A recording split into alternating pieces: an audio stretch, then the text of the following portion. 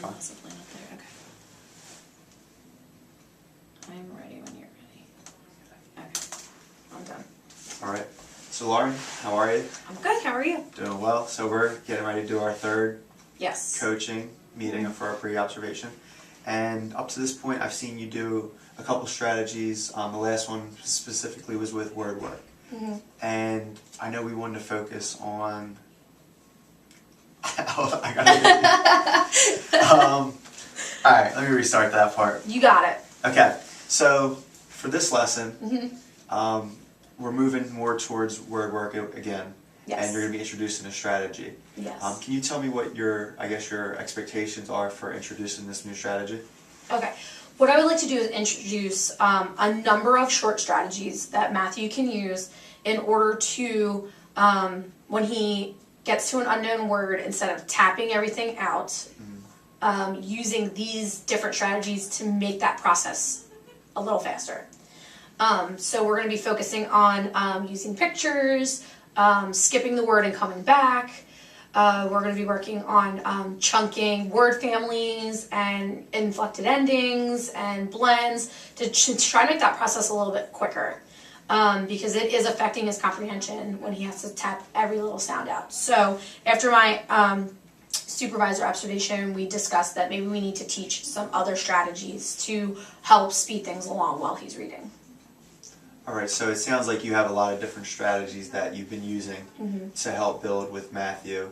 Now, for this specific observation, is there a strategy, or can you tell me a little bit about the strategy you'll be using? Okay. For the very first lesson, I would like to use his strengths. One of his strengths is he likes to use the illustrations and the pictures. So I don't think this will take a long time. I think this is something that he will be able to master, so to speak, in a short amount of time, because it is already a strategy he relies on.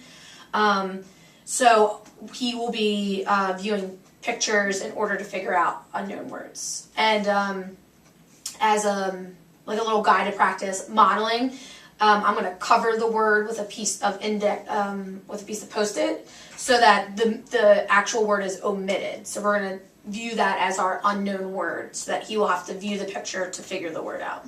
Okay, and then what data kind of, prompted you to figure out that, hey, this is a strength of Matthew's? In previous lessons, when we have been reading, I noticed when he stops, like seconds before he starts tapping the sound out, he does raise his eyes to look at the picture. So, for example, we were reading a book about animals, and there was a raccoon, and he didn't know the word raccoon, and he stopped, and I was watching his eye movement, and he looked up and said, raccoon. Okay, I flat out asked him, I said, did you know that word? He said, no. I said, what did you use to help you? And he said, the picture.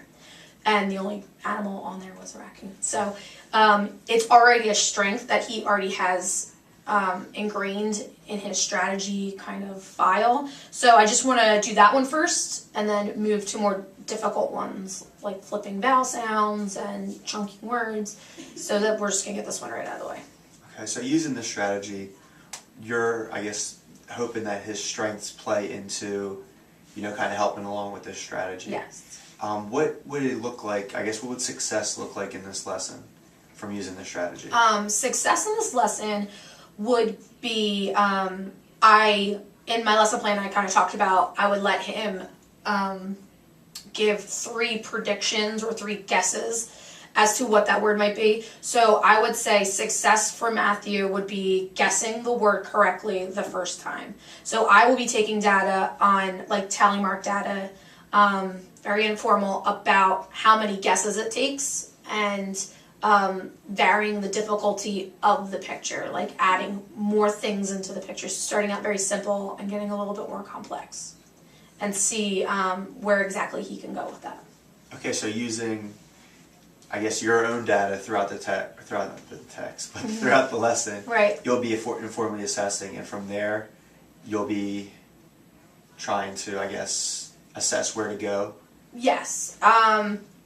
Because he reads below grade level, the majority of the texts that we do read that are on his level have very clear pictures. So that is a strength. I would like to push him a little bit, maybe challenge him, because he's going into second grade, and see if he can achieve success in a difficult setting. I do know we don't have that much time, but I just wanted to test and see if he would be able to do that. But my main objective is just for Matthew to choose an alternate strategy besides tapping every letter of that word out. So that's my main objective. That's my main goal. That's how I'll know if he achieved my learning target, which is he able to use something other than the tapping out strategy to figure out the word.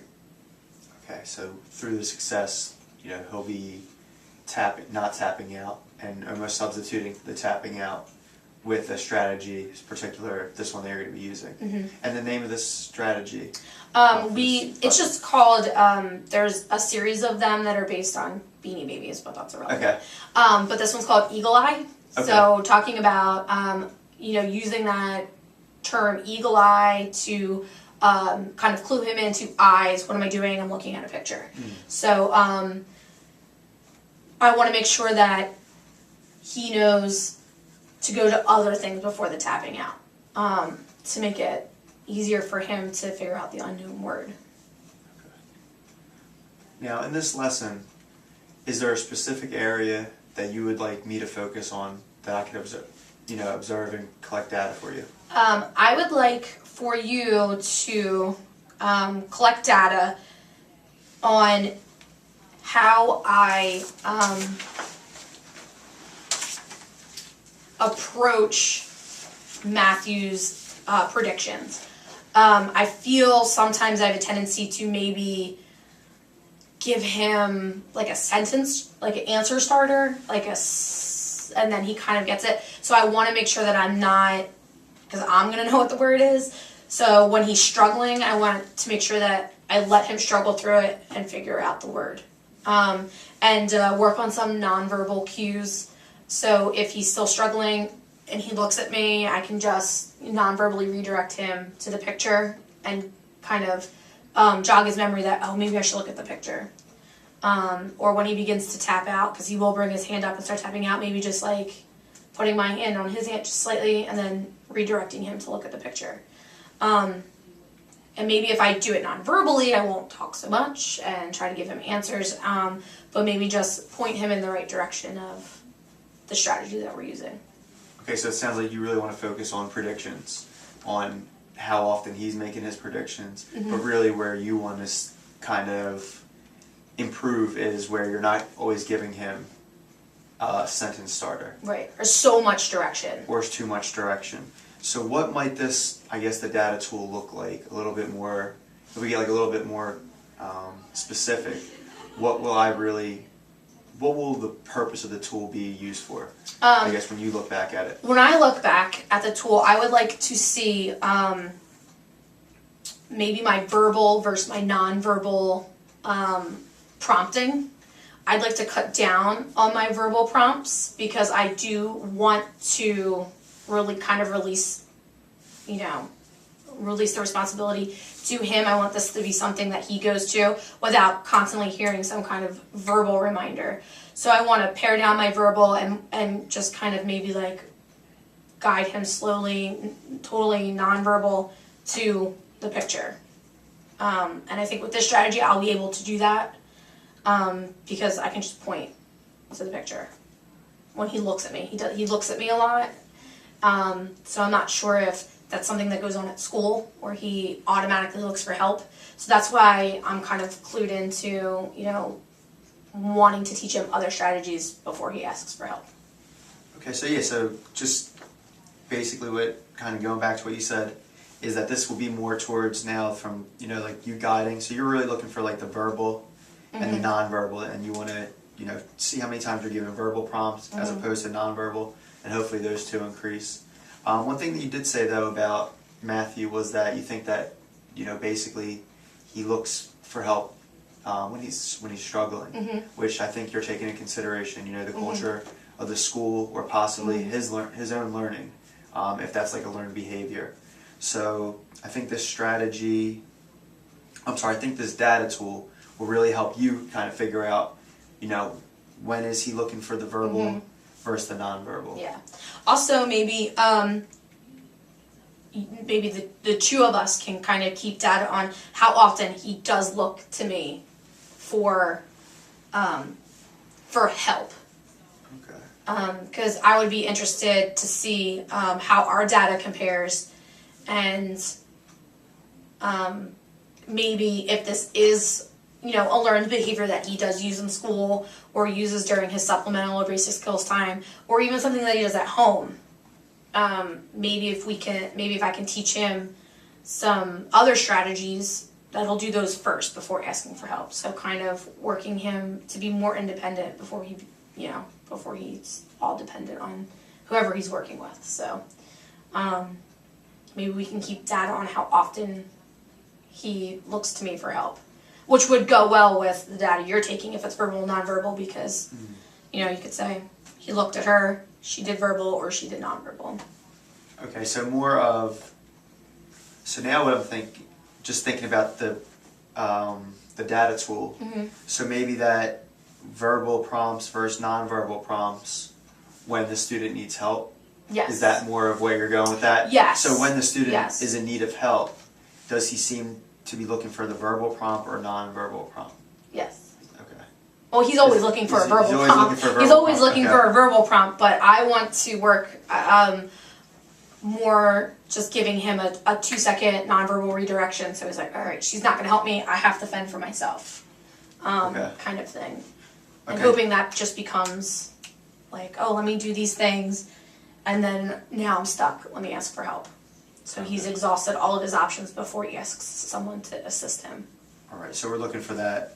That he's looking for his almost on his own. We want to see independent, but then we want to see where when he's struggling, he's going to be looking for that verbal prompt, and we want to kind of go towards more of a nonverbal to redirect. So there'll be some redirection in there. Yes. Okay.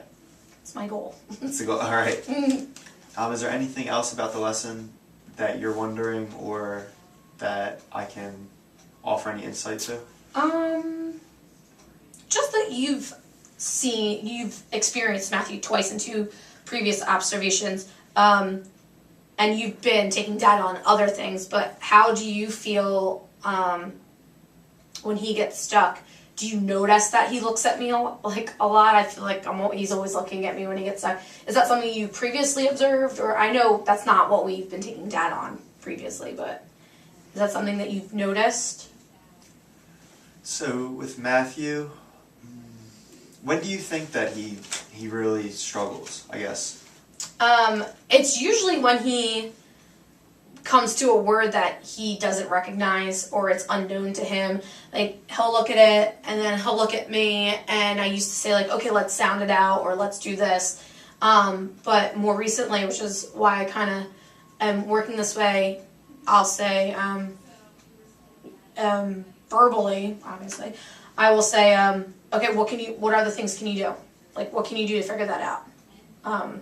Because it's something I've been introducing and we've been talking about. So I just feel like when he comes to something he doesn't know, his immediate reaction is to just look at me and see if I'm going to give him some kind of assistance. Now, in the other lessons, has that been something that he gets right away? Like, if he wasn't sure of an answer, will he automatically look, or even if he does know an answer, does he look to you as well for kind of like clarification? He spends time looking at it, and I don't know if it goes under that like fake reading, like, oh, let me look at it for a while, she'll think I'm thinking about it, and then I'll ask her, or I look to her for guidance or prompting. It's not that I don't want to prompt, I just don't want to over prompt and then give him the answer. Like, I want to lead him, to the area, but I don't want to give him the answer, and I feel like I'm over prompting. Right. Well, I think also, like, what you're describing, it sounds like when you're worried about the prompting is that you're almost scaffolding the question. Like, it seems like you wanted to scaffold the question Right. enough to get him to that point, and now you kind of want to scale back your scaffolding. Is that where you're coming with that? I kind of want to see more of what he can do independently. Okay. So you're focusing on independent. Okay. All right. And that's it for me. Okay. Cool. I look forward to seeing your lesson. Okay. Thank you.